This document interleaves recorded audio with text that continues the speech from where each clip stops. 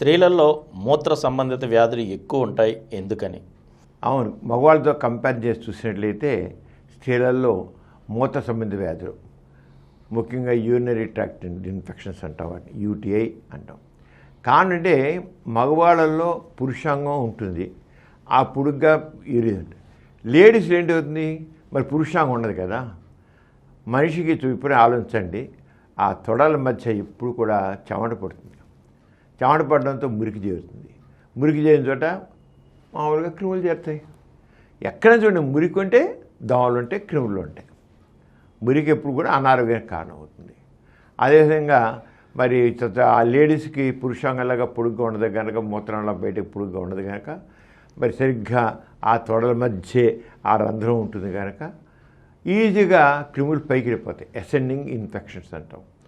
ఆ అసెండింగ్ ఇన్ఫెక్షన్లు మామూలు పైకి వెళ్ళిపోయి దానివల్ల ఈ కొల ఇన్ఫెక్షన్ కావచ్చు, స్టెప్టోకోకల్ ఇన్ఫెక్షన్ కావచ్చు, స్టెఫ్లోకోకల్ ఇన్ఫెక్షన్, సూడోమోనాస్ కాదు, ఏదో ఫంగళ్ళు, బ్యాక్టీరియాలు, వైరస్లు, ఏదో ఇన్ఫెక్షన్ అలా వస్తుంది. అలా తొడల మధ్య కాకుండా స్త్రీలలో యోని మార్గంలో ఎక్కువగా ద్రవాలు ఊరుతూ ఉంటాయి. మామూలుగా ద్రవాలు ఊరాలి, మన నోట్లో ఎలా అయితే సలావా ఊరుతుందో ఆ రకంగా యోని మార్గంలో కూడా ద్రవాలు ఊరుతుంటాయి. అది ఎందుకంటే ఎండిపోకుండా ఉండడం కోసం. ఇప్పుడు నోరు ఉందనుకోండి, నోట్లో లాలాజలం ఊరదనుకోండి, నోరు ఎండిపోతుంది కదా.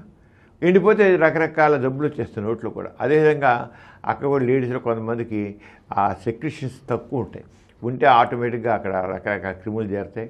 అవి ఆటోమేటిక్గా కింద నుంచి యోని మార్గం పైనే ఉంటుంది కదా, యూరిథ్రల్ ఆరిఫైస్ అంటే మూత్రం వచ్చే రంధ్రం, క్రిములు పైకి వెళ్ళిపోయి ఇన్ఫెక్షన్ వస్తుంది. అంటే మగవాళ్ళతో కంపేర్ చేసి చూస్తే ఆడవాళ్ళల్లో యూరినరీ ట్రాక్ట్ అంటే మూత్ర సంబంధిత వ్యాధులు ఎక్కువగానే ఉంటాయి. అంచేత వాడు శుభ్రత ఎక్కువ పాటించాలి, మగవాళ్ళు కూడా పాటించాలి. మగవాళ్ళు కూడా అందుకని పురుషాంగం పూర్వచడం మూసేసి ఉంటే తప్పకుండా రెగ్యులర్గా వీలైనంత వరకు క్లీన్ చేసుకుంటూ ఉండాలి.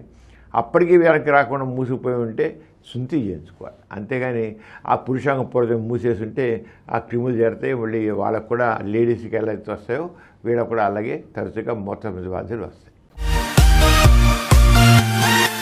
ఈ కార్యక్రమం మీకు ఎంతో నచ్చింది కదా.